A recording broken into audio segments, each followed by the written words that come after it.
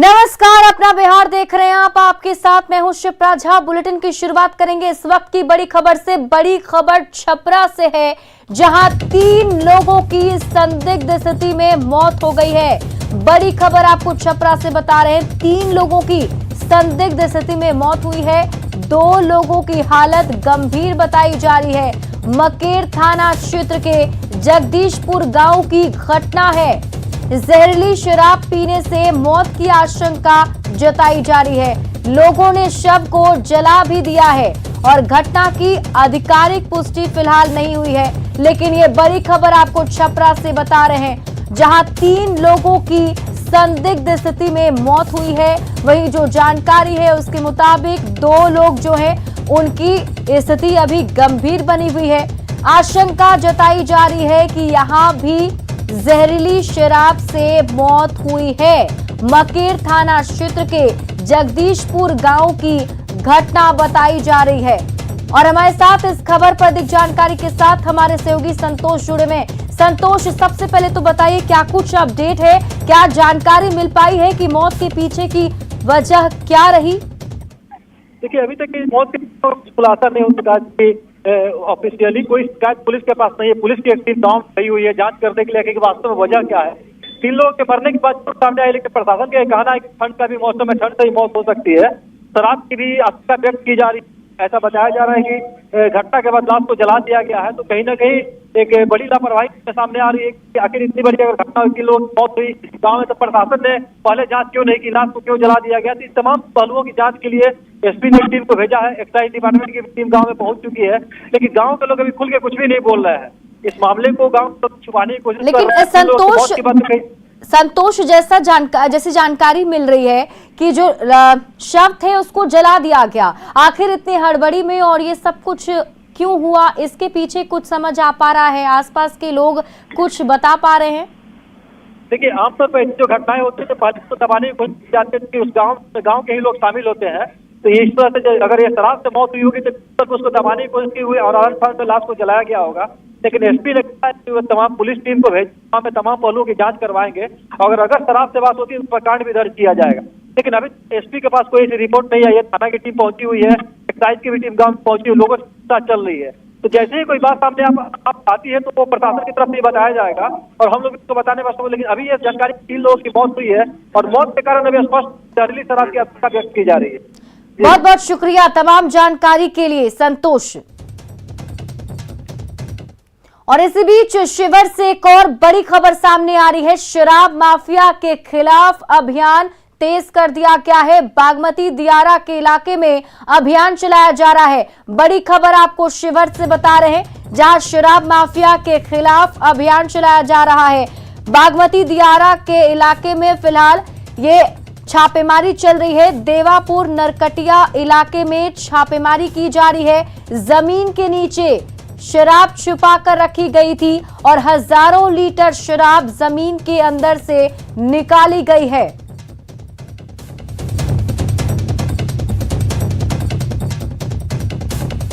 तो बड़ी खबर आपको शिवर से बता रहे हैं। देखिए, लगातार पुलिस प्रशासन की टीम जो है वो एक एक करके वैसे जगह पर छापेमारी कर रही है जहां पर भी शराब होने का शक जो है सामने आ पा रहा है। और फिलहाल जो जानकारी है वो ये कि बागमती दियारा के इलाके में अभियान चलाया जा रहा है। देवापुर नरकटिया इलाके में छापेमारी की गई तो जमीन के अंदर से शराब बरामद की गई है।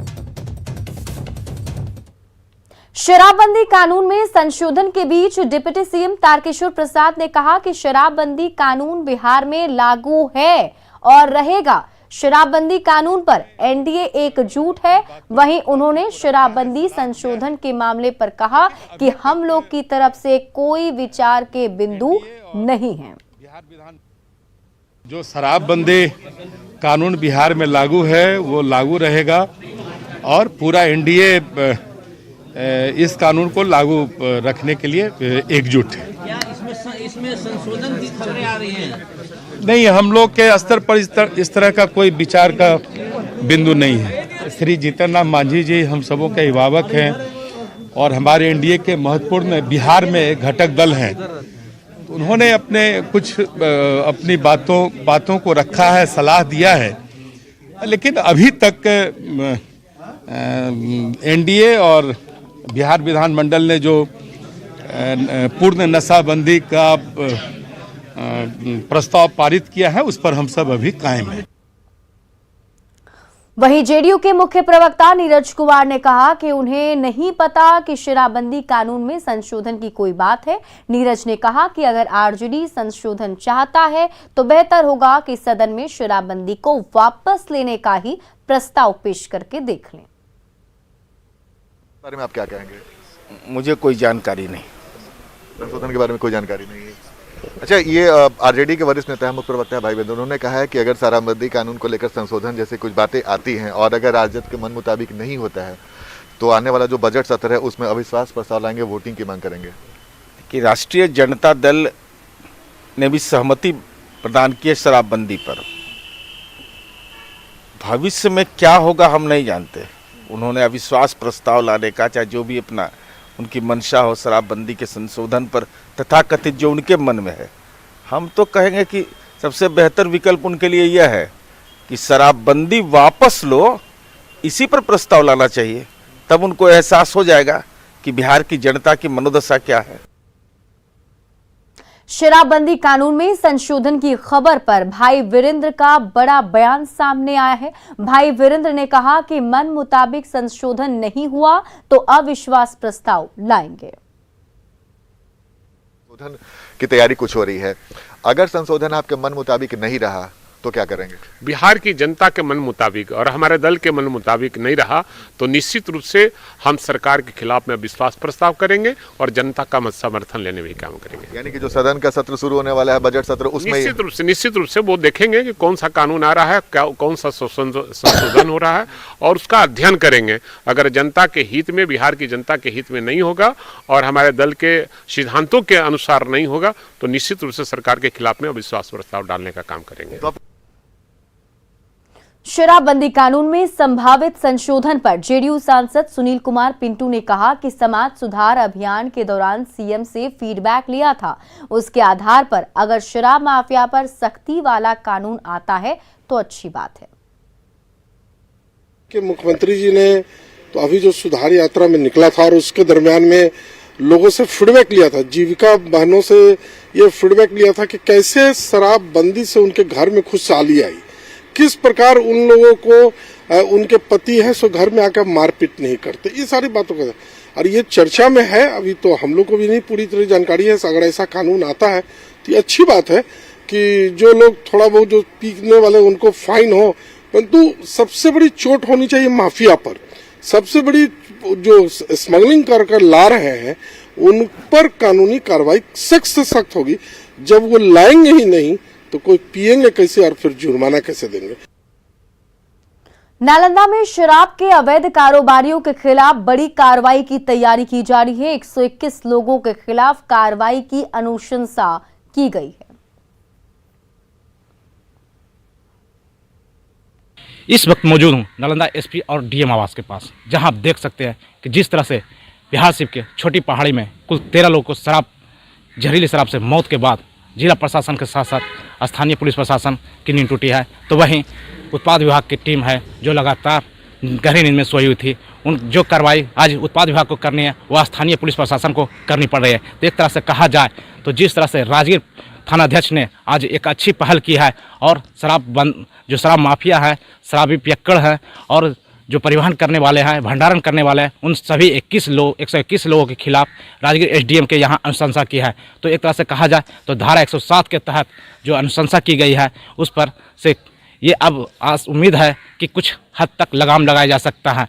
जिस तरह से जो बता दें कि जो अब आवास है और यहीं पर से सारी आज जो पूरे जिला का कमान किया जाता है, पूरी तरह से यहाँ से कमान किया जाता है और सारे जगह जो है जो जितनी भी थाना है, जितनी भी थाना अनुमंडल क्षेत्र है, ब्लॉक है, सभी को यहीं से कमांड किया जाता है। तो एक तरह से कहा जाए तो जिस तरह से आज राजगीर थानाध्यक्ष ने 121 शराब माफियाओं के खिलाफ जो धारा 107 के तहत कार्रवाई के लिए अनुशंसा की है और अब देखना है कि राजगीर एसडीएम इन जो 121 लोग चिन्हित है उन पर क्या कार्रवाई करते हैं, यह तो आने वाला समय ही बताएगा। लेकिन फिलहाल 121 लोग को जो चिन्हित किया गया है जिससे शराब माफिया खिलाफ एक कड़ी संदेश दिया गया है।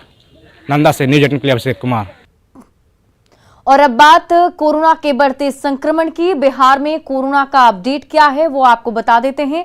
बिहार में आज 4,551 कोरोना के मरीज मिले हैं।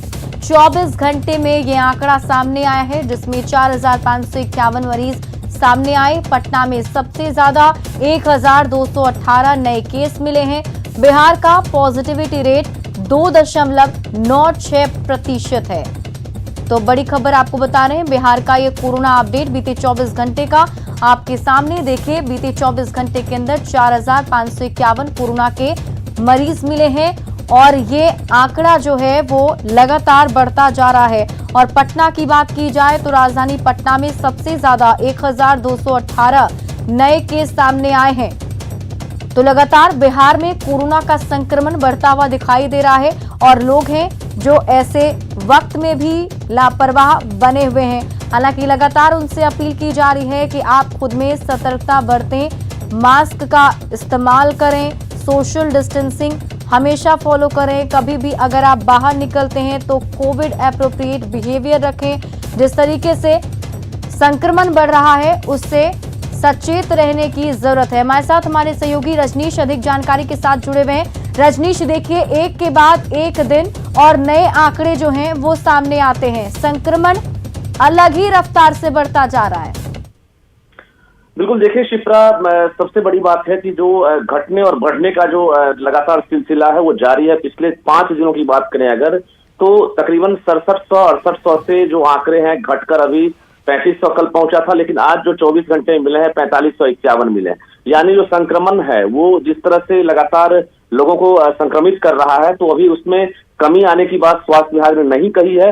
ये सिलसिला लगातार जारी है क्योंकि जो लोग हैं अभी भी लापरवाही से बाज नहीं आ रहे। ऐसे में सावधानी सबसे जरूरी है। लेकिन बता दें आपको कि आंकड़ा अभी सुकून जरूर दे रहा है। कल 3500 के आसपास मिले थे, आज 4551 मिले हैं, लेकिन कोरोना खत्म नहीं हुआ है। समस्तीपुर में 399 मरीज मिले हैं। तो जो छोटे जिले हैं वहां पर भी संक्रमण अभी जो है कहीं ना कहीं पूरी तरह से लोगों के बीच है। और मुजफ्फरपुर में 217 मरीज मिले हैं। तो कुल मिलाकर पटना की बात करेंगे, पटना के लिए राहत की बात यह है कि जो पटना हॉट स्पॉट बन गया था, जहां पर तकरीबन 2500 से 2600 मरीज मिल रहे थे, वहां घटकर 1218 मरीज मिले हैं। तो सावधानी जरूरी है क्योंकि अभी कोरोना खत्म नहीं हुआ और तीसरी लहर की पीक कब तक आएगी और ये कहना मुश्किल है। जी बिल्कुल रजनीश, लेकिन देखिए, तमाम वो तस्वीरें आप भी दिखाते हैं और जो ग्राउंड रिपोर्टिंग करते हैं उस दरमियान भी हम देखते हैं कि अगर मास्क नहीं पहना है किसी ने, उनसे सवाल पूछा जाए तो अलग अलग तरीके के बहाने बनाते हैं। खैर, लोगों को समझना बेहद जरूरी है कि वो खुद से सतर्कता बरतें, क्योंकि आने वाले दिनों में अगर केसेस बढ़ते हैं तो सख्ती भी बढ़ सकती है। बिल्कुल, देखिए, सावधानी बहुत जरूरी है क्योंकि अभी कहना मुश्किल है कि कब तक ये तीसरी लहर का कहर जो है बना रहेगा। दूसरी तरफ स्वास्थ्य विभाग ने भी 15 से 18 वर्ष तक के जो किशोर हैं उनके लिए टारगेट रखा और स्पेशल टास्क फोर्स का ये गठन किया है क्योंकि आने वाले कुछ ही दिनों में इंटर की परीक्षा है या फिर मैट्रिक की परीक्षा है, सीबीएसई हो, आईसीएसई या बाकी जो बोर्ड है, बिहार बोर्ड, तो उसको लेकर 23 जनवरी तक एक टारगेट रखा गया है कि उससे पहले 15 से 18 वर्ष के तमाम जो किशोर हैं उनको वैक्सीनेटेड करना है। और यही वजह है कि टास्क फोर्स शिक्षा विभाग और स्वास्थ्य विभाग दोनों ने मिलकर तैयार किया है और एक बड़ा अचीवमेंट कहीं ना कहीं स्वास्थ्य विभाग के लिए एक लक्ष्य है कि हम अचीव करेंगे। जी बहुत बहुत शुक्रिया तमाम जानकारी के लिए रजनीश। स्वास्थ्य मंत्री मंगल पांडे ने कहा कि जनता को जागरूक किया गया है, साथ ही टीकाकरण अभियान का फायदा हुआ है। बिहार में 99% मरीज होम आइसोलेशन में हैं। डाक विभाग के साथ हेल्थ वर्कर के जरिए लोगों को घरों तक दवा पहुंचाई जा रही है। डाक विभाग से हर मरीज तक दवा पहुंचाने की कोशिश हमने की है। हमारे जो हेल्थ वर्कर्स हैं वो भी दवा पहुंचा रहे हैं। तो आज हम ये देख रहे हैं कि लगभग 33,000 एक्टिव केस हमारे राज्य में है, जिसमें से लगभग 350 के आसपास ही पेशेंट्स हमारे हॉस्पिटल्स में एडमिट हैं।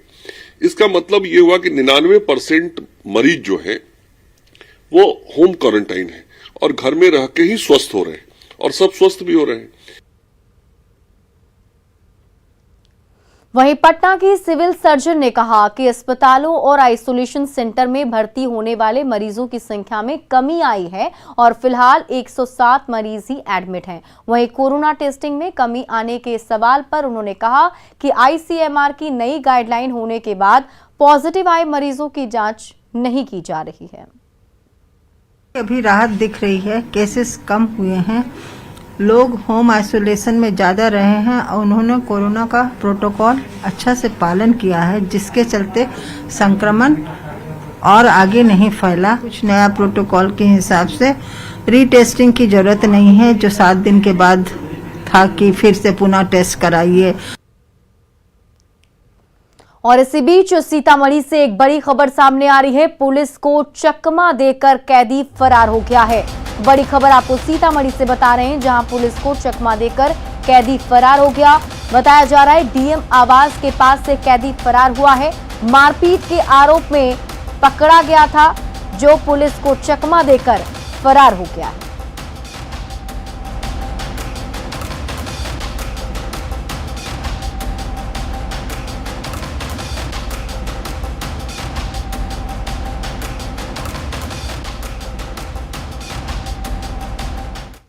बिहार के कई जिलों में कड़ाके की ठंड पड़ रही है और 12 जिलों के लिए कोल्ड डे अलर्ट जारी कर दिया गया है। पूर्णिया में आज का न्यूनतम तापमान 10 डिग्री सेल्सियस है, जिस कारण ठंड काफी बढ़ गई है।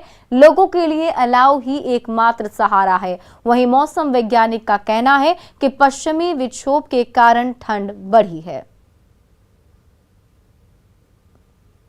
उत्तर पश्चिमी हवा चल रही है, इसका मतलब है कि दक्षिण पूर्व में लो प्रेशर बनी हुई है और पश्चिमी विक्षोभ की रफ्तार जमीनी स्तर पर भी 10 किलोमीटर प्रति घंटा की रफ्तार से हवा चल रही है, लेकिन जमीन से ऊपर 1 किलोमीटर हवा की रफ्तार 25 से 30 किलोमीटर प्रति घंटा की रफ्तार से चल रही है। ऐसा कितना देर तक ये स्थिति बनी रहेगी? तो जब तक वायुमंडल की दबाव बढ़ती नहीं है, तब तक आसमान से वाटर वेपर का जो हाई डेंसिटी वो आपको हटेगी नहीं। तो 36 घंटा के बाद ही आपको मौसम में सुधार होने की उम्मीद है। भागलपुर में मौसम ने एक बार फिर करवट ले ली है। यहां चल रही तेज पछुआ हवा के चलते कनकनी बढ़ गई है। ठंड की वजह से चौक चौराहों पर सन्नाटा दिखाई दे रहा है। कनकनी बढ़ने के बाद से लोग घरों से निकलने से परहेज कर रहे हैं। जिले में मौसम ने करवट ली है और तेज हवा के साथ कनकनी बढ़ गई। अभी मैं खलीफाबाग चौक पर हूं और आप देख सकते हैं किस तरह से ठंड से बचने के लिए लोग जो है आग का सहारा लिए हुए हैं। हालांकि जिस तरह से बीते कुछ दिनों से लोगों को कोहरे से राहत मिली है, लेकिन मौसम ने करवट ली है और एक बार फिर से जिले में कनकनी जो है बढ़ गई है। कनकनी बढ़ गई है, कैसे बच रहे हैं? वो लकड़ी चुन चुन के ला रहे हैं। लकड़ी नहीं, वो नगर निगम आप लोगों को अभी तक लकड़ी अलाउ कर? नहीं, कम्बल उम्बल कुछ नहीं, ठंडे से काट रहे हैं हम लोग सिर्फ। इधर जिस तरह से 1-2 दिन में कनकनी बढ़ गई है, तो ऐसे में परेशानी हो रही है? हाँ, बहुत परेशानी हो रही है, बहुत परेशानी। गन्ना का सूखा हुआ लकड़ी जला रहे हैं। गन्ना का लकड़ी जला के ठंड से बच रहे हैं। हाँ, जिस तरह से देखा जाए कनकनी बढ़ी है और तेज हवा चल रही है, ऐसे में जो है निगम प्रशासन के द्वारा अभी तक जो है ना ही कंबल वितरण किया गया है। कैसे बच रहे हैं ठंड से आप लोग? सर आगिन ताप करके और पानी जमा करके तापते हैं। जो प्लास्टिक जला रहे हैं? हाँ, प्लास्टिक सर जला रहे हैं। अभी क्या चीज जला रहे हैं? गन्ना जल रहा है सर, बोरिया दे दिया, जलागा, आगिन तापने वाला हम लोग। नगर निगम आप लोगों को अभी तक व्यवस्था ठंड से बचने के लिए नहीं दिया सर, कुछ नहीं दिया। जो लकड़ी की व्यवस्था भी नहीं किया है सर। कंबल भी नहीं दिया है। देखिए अमूमन इस दुकान पर जो है भीड़ होती है इस वक्त, लेकिन एक कस्टमर बहुत कम है। कस्टमर कम क्यों आ रहे हैं? ठंड की वजह से सर। ठंड की वजह से जी। इस वक्त कितने कस्टमर होते थे दुकान पर? इस समय तो 5-7-10 रहते थे, 5-7 रहते थे इस समय तो दुकानदारी का समय ही था, लेकिन अभी ठंड की वजह से परेशानी है थोड़ा ज़्यादा। दुकानदारी रुक गई है? हाँ, दुकानदारी रुक गई, बिल्कुल रुक गई है। देखिए जिस तरह से ठंड बढ़ी है और कनकनी बढ़ी है, ऐसे में कहीं ना कहीं आम जीवन पर भी प्रभाव पड़ा है और लोगों की आवाजाही पर भी इसका जो है प्रभाव देखने के लिए मिल रहा है। विकास कुमार सिंह, न्यूज़ 18 भागलपुर। और फिलहाल इस बुलेटिन में अभी के लिए बस इतना ही, लेकिन न्यूज़ 18 बिहार झारखंड पर खबरों का सिलसिला लगातार जारी है।